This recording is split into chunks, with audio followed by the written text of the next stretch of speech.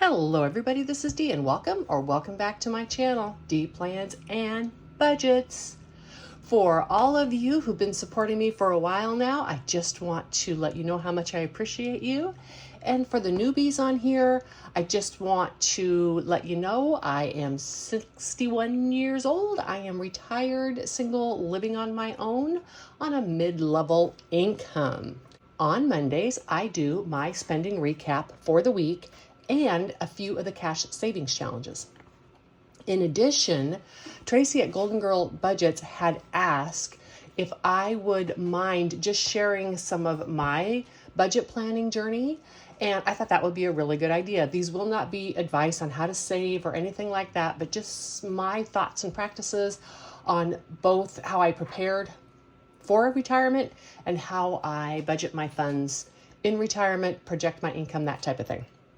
If this sounds like something you want to watch, stick around and come back every Monday and you can see these videos. I was also asked by a follower, Tony, and I think her last name is Knoth, K-N-O-T-H. Not sure if that's how you pronounce it or not. She had asked if I would do any happy planner spreads, and I showed a couple, but I don't want to muddy up my YouTube waters too much. However, I do decorate my spending recap after the fact. Any blank days, I put little pretty stickers on. And I can just do that with you while we're here. Let's start with doing my savings challenges. I also have a little extra bonus footage for you. Didn't go anywhere cool, but I did something cool. All right, and we have just $3 this week, and they're L-bucks. Ooh, okay. And now my L-bucks are done, and I am on my second round. I'm going to show you what I'm going to do with my second round, just to make extra use out of these. Let me get something to color on. Okay, so I'm just going to take this and I'm going to trace around the outside, and that means it's my second time through. This will just help me to use these trackers more than once. I have decided that the L-bucks are going to be saved for my granddaughter, and her name begins with L. So I will be saving all those for her. All right. That box is done.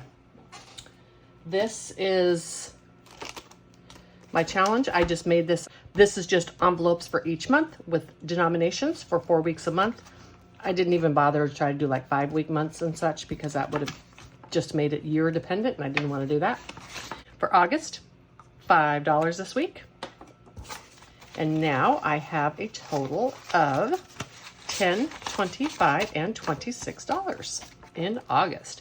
These equal between $40 and $50 a month. This whole binder should be around $600. Next, I have a penny a day from Kimberly over at All Things Kimberly. This will equal $667.95, again, out of my walking around money, so it can be spent on anything I want. Let's just open up a random month. Ooh, okay. Let's see if we can do it in October, November. So I have 800 pennies, basically, in my $8. And if I do the 334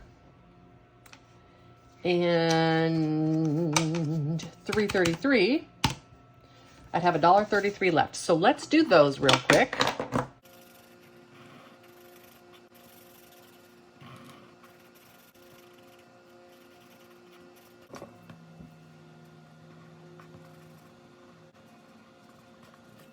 So now I need to find $1.33. It's going to be over here. 133 is in May. Let's color this one in.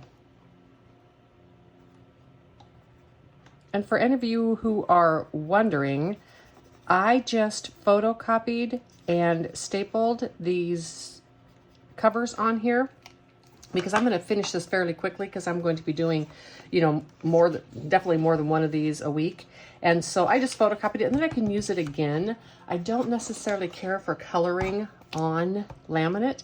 I like having it because I can reuse it, but I'm not a fan of coloring on it.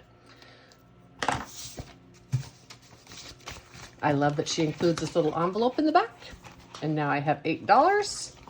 I'm using up all these crisp 2s and 1s I had from my box, which was left over from last year's Christmas money. I might have to sell them to myself and keep them on hand for Christmas this year. 2, 4, 6, 8, 9, 10, 11, 12, 13, 14, 15, and $16. I'll just consolidate these when I get a few of these crisp bad boys. And then take that yucky money to the grocery store. Okay, that concludes that one.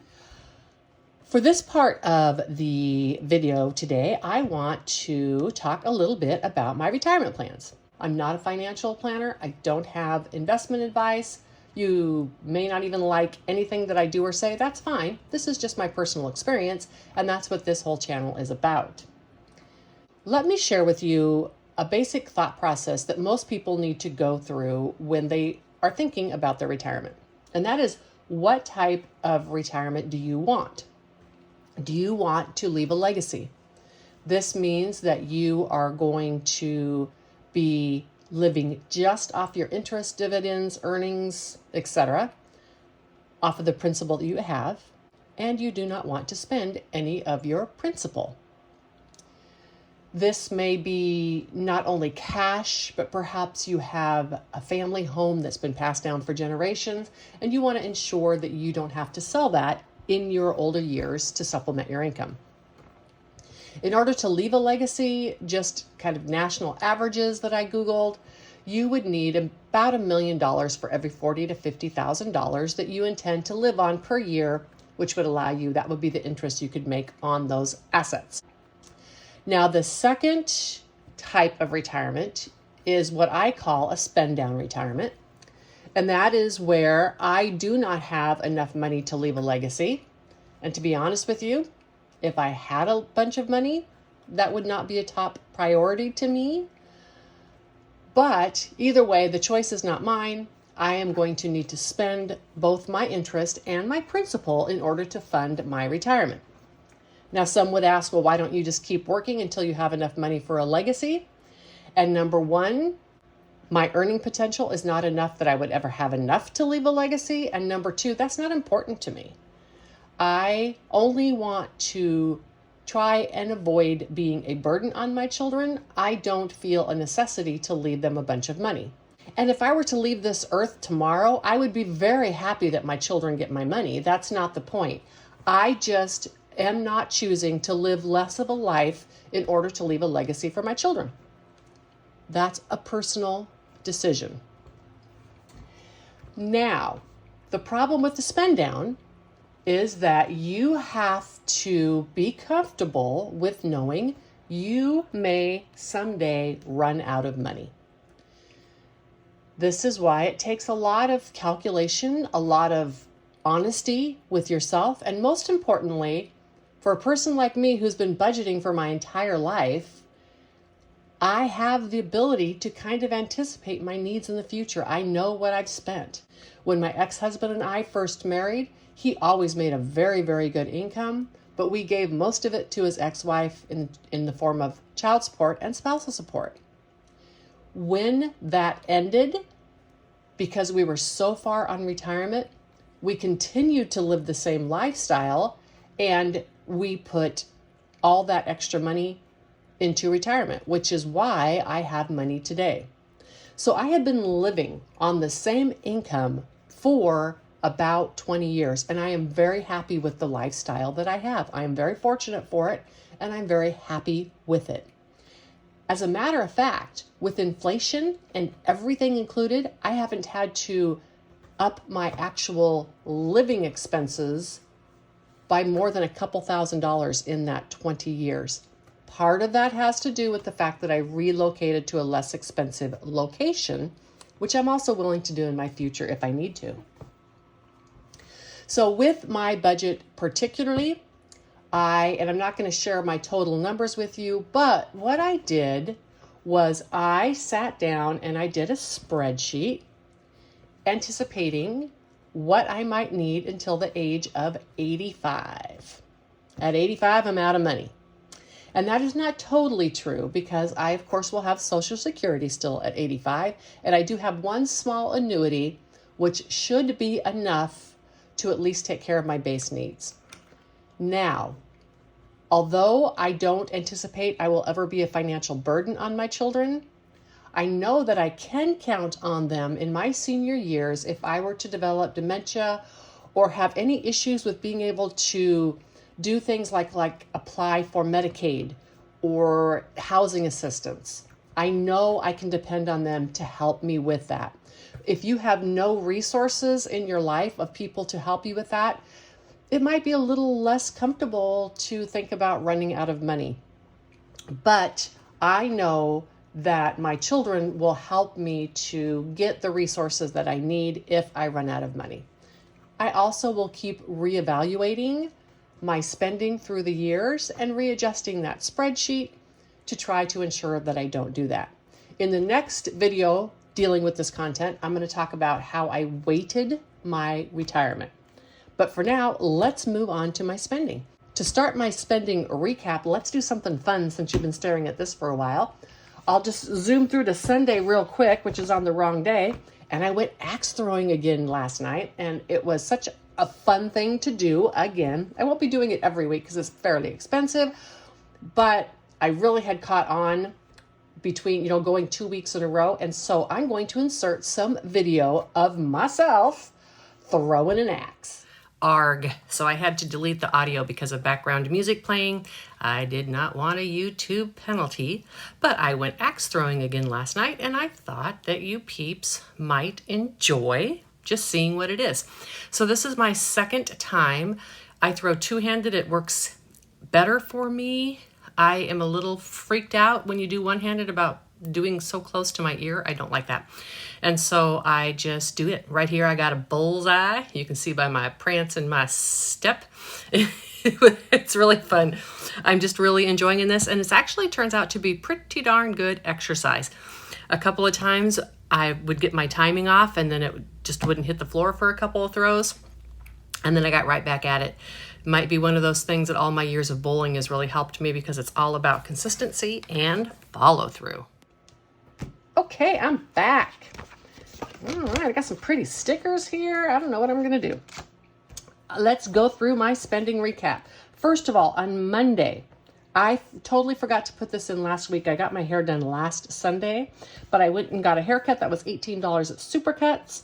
That was the girl I left the $2 tips to. That was so thankful. And then I bought a box of hair dye, $10.65. On Monday, I ordered a security camera from Amazon for $266.86. This is a Ring camera. It's a floodlight security camera. You can talk through it. My neighbors had contacted me about some suspicious activity they saw in my driveway. They have a camera that gets part of my driveway. However, it's not set off by motion in my driveway. So they had captured a person coming in and getting out of the car at like midnight. Seems like it might have been a food driver that then changed their mind, but we don't know because their camera cut off. So the neighbor said if I was to order the camera that he would be happy to install it for me. See, nice people in the world, right? Anyhow, so I ordered that camera. It's sitting on the table. Now I'm just waiting for it to be not so hot so he can come and install it. So that was a total of $295.51 on Monday. On Tuesday, I bought some cleaning supplies, $3.75, and a few groceries. And I bought some Sharpies. Yeah, I know. I'm telling you, I have a problem, y'all. I have a problem. Anyhow, so I bought some Sharpies, and I'm not sad about it. On Wednesday, a no spend day. I love others, y'all. They're just so nice. My neighbor is so nice to put that camera up for me. Well, he hasn't put it up yet, but he's going to. And on Thursday, I had another no spend. Woohoo! I am happy, happy, happy.